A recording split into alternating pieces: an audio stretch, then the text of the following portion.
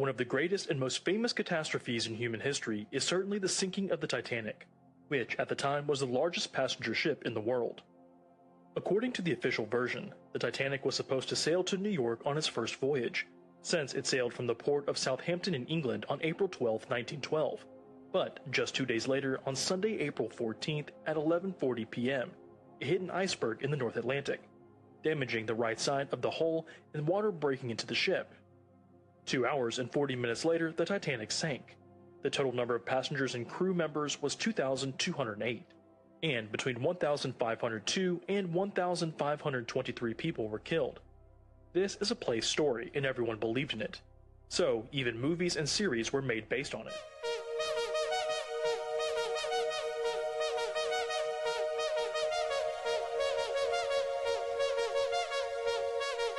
You're now listening to A-Rod Music.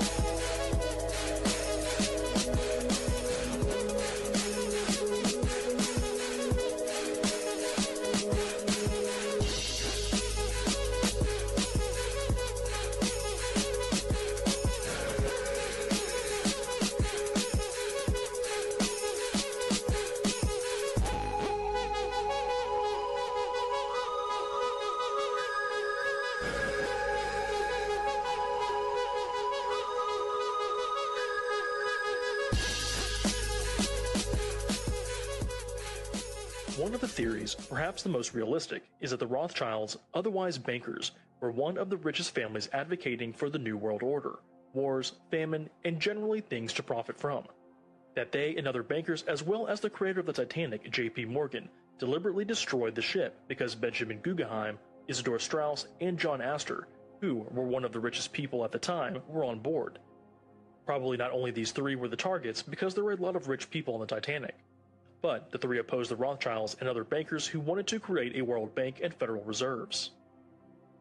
The official definition of the World Bank is to represent an international organization established to assist countries in progress and development. However, it is an organization of the big and rich with the aim of bringing under control the economies of all the independent countries that have no debt. Through false promises of the same progress, it is also for the purpose of the New World Order. The Federal Reserve is a kind of treasury, where America's money lies, and which enables the economic stability of that country. By the way, the Federal Reserve was formed the year after the Titanic sank. It can be said that this is enough to claim, but there are more strange events. In 1898, Morgan Robertson wrote a book called The Destruction of the Titan, the theme of which was about a luxury ship that acted as if it could not sink. The ship also went across the North Atlantic in April and hit an iceberg, where most people died due to the lack of lifeboats. It is interesting that this book was published 14 years before the Titanic crash, and it is strange that the author of this book was poisoned a few years after the crash. The question remains, did they get the idea in Robertson's book How to Kill who opposed the idea of the Federal Reserve? Also, Robertson's ship from the book was called the Titan. Another fact is that the founder of the Titanic, J.P. Morgan, was supposed to go on the voyage of the ship, but at the last minute he canceled the voyage. Also, his friend Milton Hershey canceled the voyage at the last moment. Interestingly, there were no red rockets on board that signaled a rescue call, but only white rockets on board that indicated that everything was fine. The Titanic was the first ship at the time that could electromagnetically close decks, so they could close people who were below it. There's also the theory that the Olympic ship sank, not the Titanic, because they looked a lot like each other. Allegedly, the Olympic collided with a naval ship a year earlier, where it suffered huge damage. The owners could not get enough money from the insurance to cover the costs, so they allegedly came up with this hellish plan.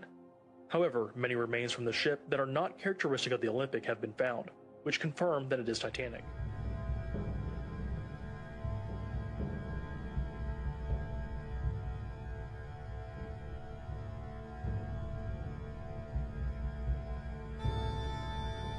There's no one that hasn't heard of RMS Titanic. The legend says that it was unsinkable, the biggest, the most luxurious ship in the world, that nevertheless sank, and this is real, causing the death of more than 1,500 people. There was a rumour saying that a cursed Egyptian mummy on board was the reason the ship sank. The cursed mummy went by the name of Princess Amun-Ra, aka Shipwrecker. Another myth described that one of the workers painted, "We defy God to sink her," on the stern of the ship. But legends around Titanic are countless. The most popular one is a theory that claims that the sinking of Titanic was in fact part of a huge insurance scam. Most people don't know that Titanic had two nearly identical sisters, Olympic and Britannic. According to this theory, the ship's operator and owner, White Star Line, tried to use the extreme similarity of Titanic and Olympic to fool the world, fool the passengers, fool the insurance company to claim a large sum of money. But is this even possible? Take a look. If you examine this footage from the British Pathy Archive, you'll think you're looking at Titanic. This footage has been used in countless films and documentaries which claim it to be of the legendary ship. But this is actually her older sister, Olympic, whose maiden voyage was in 1911. 1 year before Titanic's. The fact that this footage has been used to represent Titanic shows you how similar these two ships were. So the plan was to swap Titanic with Olympic. Passengers wouldn't have noticed that they were travelling on the sister. Switch the nameplate from Olympic to Titanic, get everyone aboard, make it appear as if the ship has accidentally hit an iceberg, and get everyone off the ship onto a passing vessel, the SS Californian, and then claim the insurance money without losing any lives. But what would have made White Star Line so desperate for money that they would have created such an intricate and fraudulent plan? Apparently, Olympic was not proving to be the cash cow ship of dreams she was meant to be. From the very start, she had electrical problems, and not long after her maiden voyage, she had a serious collision with the Royal Navy ship HMS Hawke. The damage caused by the incident was far more severe than White Star let on, and cost a great deal of money to repair. And because White Star Line's insurance policy didn't cover this eventuality, the costs were all borne by White Star. So the only way the company could make any more money out of Olympic was to sink her, having first changed her name to Titanic, which was heavily insured. So Titanic could thereafter be passed off as Olympic and carry passengers to and fro across the Atlantic without any technical problems and to great profit for decades to come. The Olympic, or possibly Titanic, would continue operating for a further 23 years before eventually being scrapped in 1935. Unfortunately, it seems that nothing went according to that plan, because 1,500 people lost their lives when the Californian failed to respond to Titanic's distress signals, and the White Star Line ended up paying out millions in compensation claims. But do we know this for a fact? Is this theory a real possibility? Is there enough evidence to dismantle it? Which ship is the one resting at the bottom of the sea? I thought the lucky priest, Francis Brown, was the one that told the captain to sink the ship. Yes, that's Wasn't he the lucky priest that got off when he's they the went lucky back priest to? that got off. I mean, exactly. That's he got right. off the ship and he gave instructions to the captain to Yes. sink the Titanic. And why did they sink the Titanic, Lenny? Because three of the richest and most important men in the world,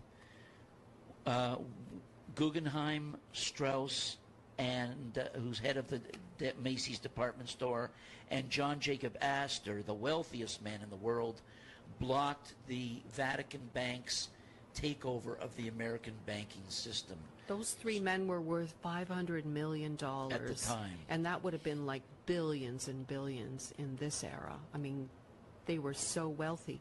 So their families were wiped out, basically, on that ship. Yeah, the J.P. Morgan, as it says in the book, Bill Hughes's book, J.P. Morgan was ordered, and substantiated by other writers, Eric Phelps, etc. J.P. Morgan was ordered by the Jesuits to build the Titanic. This unsinkable ship would serve as the death ship for those who opposed the Jesuit plan for a Federal Reserve System.